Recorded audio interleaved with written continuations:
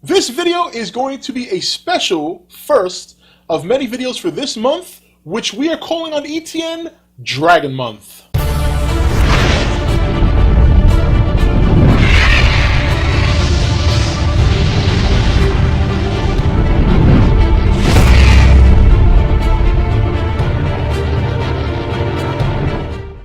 Okay guys, welcome back. So, Dragon Month, yes. So, I decided that I want to, every month, do a theme, and within that theme, review movies revolving it, and maybe talk about other topics. And this video, we're going to start off with a Dragon movie review, and the first one we're going to do is Eragon. Yes, Eragon, which came out a couple of years back. Actually, it's been a while since that movie's come out.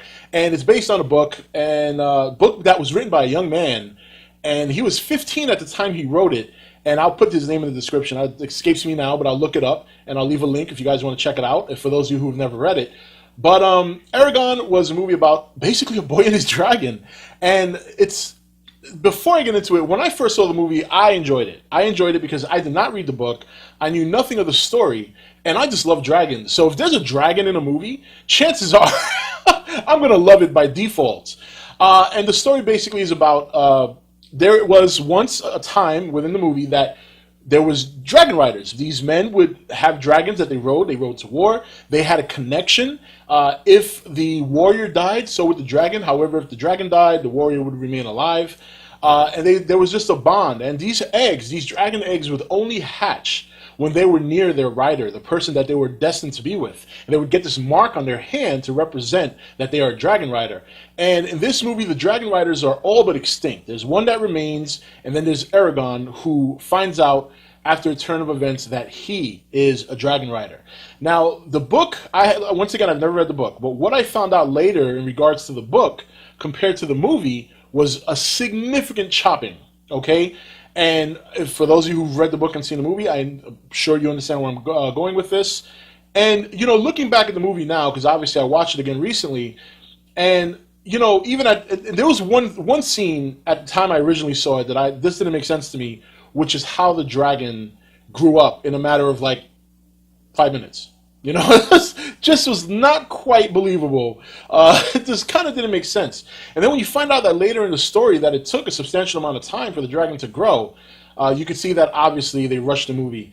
And we don't know why they did what they did in the movie. You know, when you think about Eragon and you look at the cast, you know, you got Jeremy Irons, okay? You got John Malkovich, okay? Even Rachel Weisz does the voice of Saphira, the lady dragon that belongs to Eragon. I mean, that's a good cast. It's a good cast. And, I mean, let's put it this way. You think about it. John Malkovich plus Jeremy Irons plus dragons should equal epic. And it didn't. It didn't. Now, there were epic moments in the movie. One of my favorite scenes in the movie is at the end when Eragon comes out of the cave with Saphira and she's got all this armor and she finally breathes fire for the first time. Incredible. But, you know, there's other parts of the movie, like I said, the dragon growing within a matter of minutes. It had this feel that you know, when you see this movie, it makes you think this should be on Lord of the Rings level. But it always fell short. And sometimes it fell really, really down. Because it's almost like they didn't go that extra mile. Like they were afraid to go that extra mile. And maybe they knew, look, we're cutting so much stuff that people are not going to like this movie. Let's just bank on the fact that it has a dragon in it. And look, the fact that it's never had any sequels, even though the book has had sequels, the fact that it's never had any sequels is just a testament to how bad the movie was received, especially by book readers. Looking back at it now, you know, there's still parts of the movie that I do love. That one scene I just spoke of, I really love Saphira. I do. I really love the dragon, the way she communicates with Eragon. You know, Rachel Weisz, it's funny because her voice acting to me, it was like when I listened to her speak in the movie, I'm thinking to myself, well, she doesn't really sound very emotional. But then I'm thinking to myself, well, I got to remember, she's playing a dragon here. She's not playing a human. And she still did show, or at least give Saphira some sort of humanity with the way she connected with Eragon. And there were some cool things about it. Like, for example, Eragon could cast a spell so he could see through the eyes of Saphira. And I liked the way they approached the magic in the movie.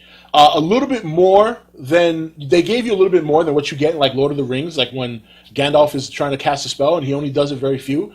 But they don't make it too overpowering. They don't make it something that you can dominate with. Because even though Eragon could cast a fire spell or he could cast a spell that would root people, he would have to be very careful because it would drain his power. A couple of times in the movie, it almost killed him. So that was fine. The dragon was fine. Look, Jeremy Irons was fine in his role, despite the fact that he died the way he did. And he kind of died so you didn't spend a lot of time with him. You hardly got to spend any time with John Malkovich. And the war at the end just fell so short. It wasn't as epic as I felt it should have been.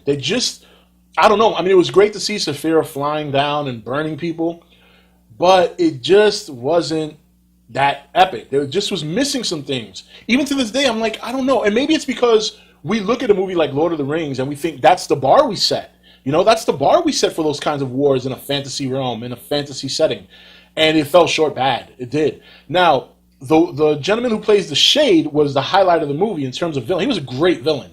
He was definitely one of the standouts in this movie. The boy who played Eragon was fine. I personally didn't have any problem with him. He seemed okay. I think the movie overall just missed bad. It just missed. It was the kind of movie that had the potential to hit a home run, and it struck out with the bases loaded. That's basically what the movie's about. Some parts of it were really cool, really sweet, really nice, but in overall, it just wasn't that great. And it's tough for me to say that because I love dragons. And this is going to be Dragon Month on ETN. We're going to do some other reviews for other dragon movies, Reign of Fire, Dragon Slayer, Desolation of Smaug. We'll discuss that one. And we're also going to talk about dragons overall, you know. We're going to discuss the whole mythicism behind it, why people love it. And it's going to be a lot of fun. We'll do this periodically throughout the month. I figure that's the best way for me to do it. I don't want to set days because days for me always change. But I definitely want to do a monthly theme on different things. This month we are doing dragons. And next month I'm thinking maybe aliens. That would be fun. But we'll see, unless there's something you guys want me to theme up for next month. But right now it's going to be dragons. So that's my review for Eragon. What did you think of the movie? Did you like it? Did you not like it? Did you read the book? Book readers would just forget it. They were just trouncing this movie. And knowing what I know now about the book from friends who have read it, they have every right to be. Apparently they butchered the book going into the movie. But anyway, guys, that's it for this video. This is Rob signing off for ETN, where we don't do news, we just talk entertainment. Take it easy. Thank you for watching ETN. Don't forget to comment, share, and subscribe. Join the nation's Facebook page to meet other subscribers or visit ETN's Facebook page and Twitter page. Links for all are in the description. Hey guys, welcome to Entertainment Talk Nation. This is Rob. This video is going to be a special first of many videos for this month, which we are calling on ETN Dragon Month.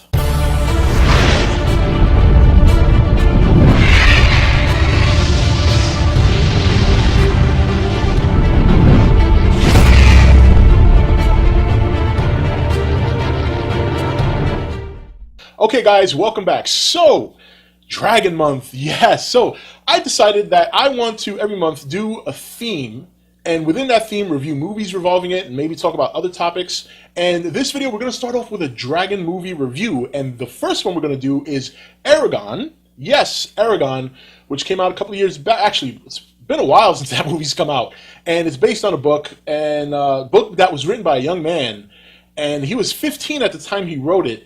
And I'll put his name in the description. It escapes me now, but I'll look it up, and I'll leave a link if you guys want to check it out, for those of you who have never read it. But Eragon was a movie about